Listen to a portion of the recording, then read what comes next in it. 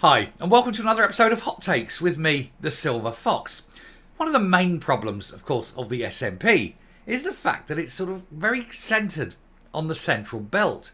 Anything north of them about Falkirk, they haven't got a clue. They understand nothing about rural Scotland.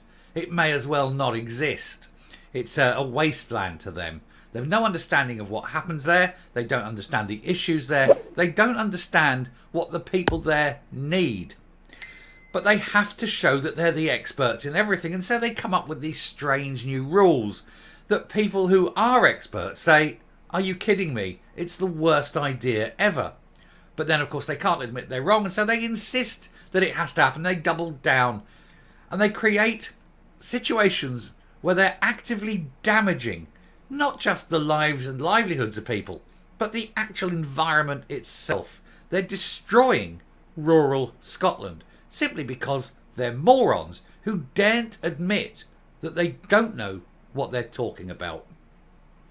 And it comes to pass when they create a new law that is actively damaging, and it is so bad that now landowners are going to be taking them to court because they feel that this law is absolutely damaging and must not be allowed to become law. It must not pass. And it must be turned down and shot down before it ever gets to the statute books. Anger is mounting in rural Scotland. Let's have a look. One of the great things I think about Scotland is its natural beauty. It is varied and diverse. You have the high plains, you have the moors, and then you have the mountains and the Highlands. And then you go up even beyond that and you get the cliffs and things up there. And it's just so varied and so wonderful. And I'll never forget the first time I drove up the A82 and went through the Great Glen and through the mountains and all that. And I was absolutely awestruck with just how beautiful it was. And of course, this is because it's looked after. Things were cared for. People who live there know what they have. They know that it is a gem and it needs to be polished on a regular basis.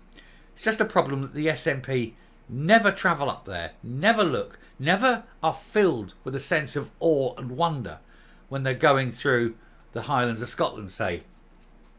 They just sort of think, oh, what a waste, we could probably put some wind farms there. Because that's how they think. I think they lack humanity. I'm pretty sure that they're mostly all psychopaths because they don't have any wonder about the natural world around them. And that is very sad. But anyway, the SNP push rural landowners to breaking point amid warning of looming legal action. A threat of legal action has been made against the Scottish Government, who are in the midst of yet another bill that will target the livelihoods of those living in rural Scotland. And there's a chap with a rather handsome, happy-looking dog, isn't it? Scotland's landowners have been pushed to breaking point by the SNP government, as they say they're fully prepared to take legal action. And good. This follows the ongoing progress of the Wildlife Management and Muirburn Bill. And this has been complained about before. We actually did a thing about this. And it's about the actual burning of the Muir. And the people in Holyrood have no idea about how important this is. It maintains habitat. It's a natural thing. There'll be lightning strikes and things. It'll set them on fire. It burns through. And it clears the ground and allows other things to grow for that period of time until it gets covered again. And what they do is they burn them deliberately for that reason, because sometimes you don't get the necessary lightning strikes. It has to be done. It regenerates the whole thing. But of course, they don't see that. They think, oh, carbon dioxide, oh, burning stuff bad, not realising that the new growth is even better for the environment. And so it's worth the small burn to get the new growth. But, the numpties in Holyrood don't understand this, because we know they're all morons. Anyway, the bill seeks to ban all devices, amongst other things. Anyway, the bill seems to ban all devices used to capture animals like foxes, including those deemed humane. And it will demand new licences training and rules for managing the control of bird populations.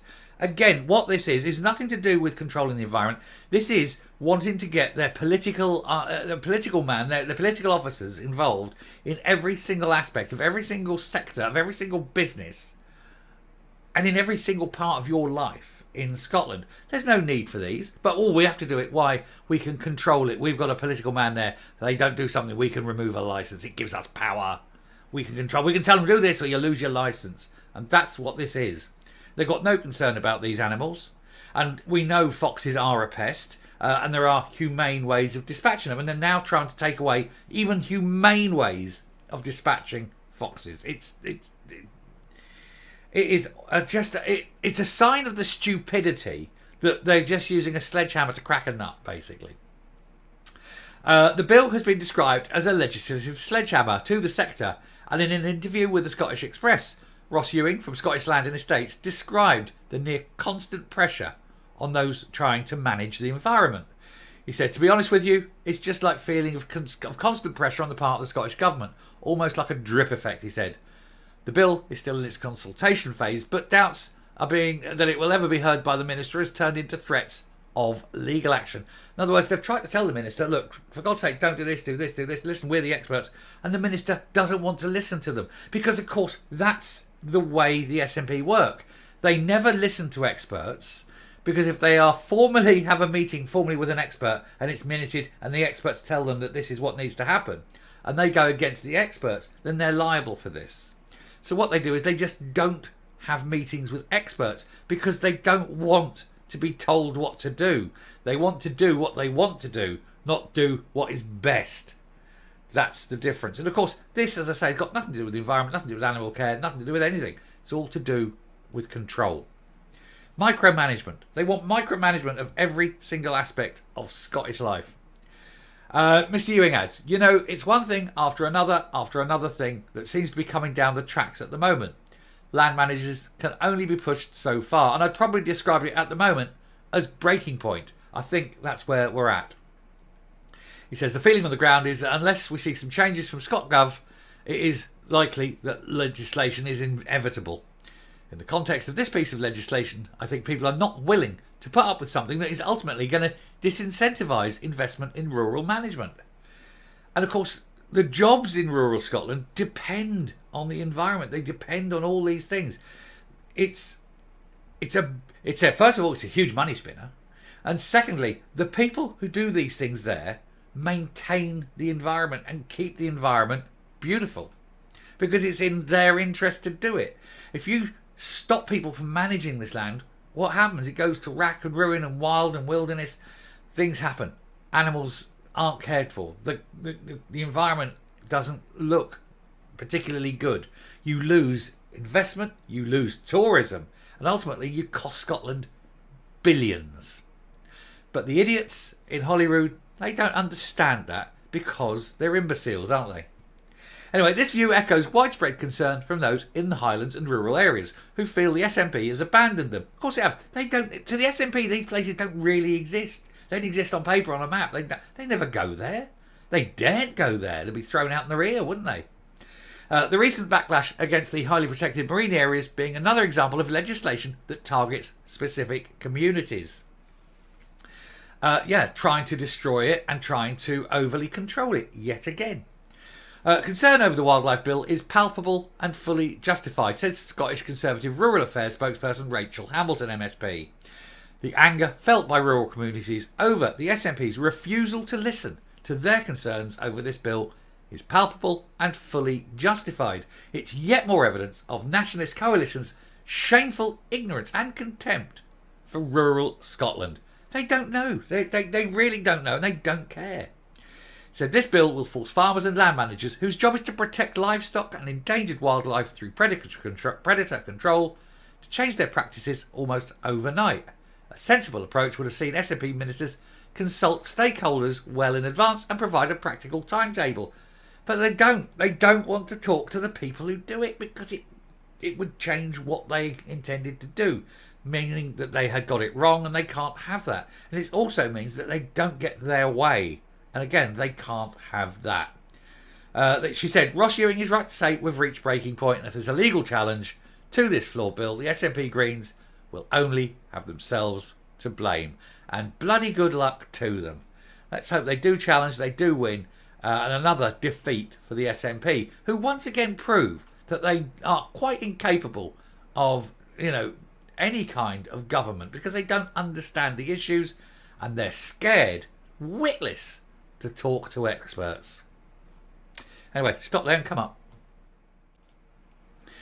They can't help themselves, can they? They have to interfere in every aspect, and especially in areas where they don't know anything about the subject. Oh, we've got to do this, you've got to do this, you've got to do this, all in the countryside. Not one of them has ever set their fat, lazy arses outside of the rather plush areas of Holyrood, Edinburgh and Glasgow and the Central Belt.